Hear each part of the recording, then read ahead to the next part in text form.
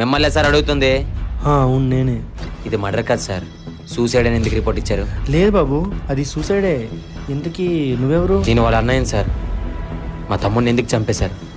ఏం చంపడం ఏంటయ్యా? మీకు నిజం తెలుసని నాకు తెలుసు సార్. అసలు మా తమ్ముడిని చంపింది ఎవరు సార్? మాకేం తెలియదయ్యా, నువ్వు వెళ్ళిపో. Sir please sir, me call పట్టుకుంటాను సార్. సార్ ప్లీజ్ సార్, మా తమ్ముడు చెప్పింది ఎవరో చెప్పండి సార్. సెక్యూర్.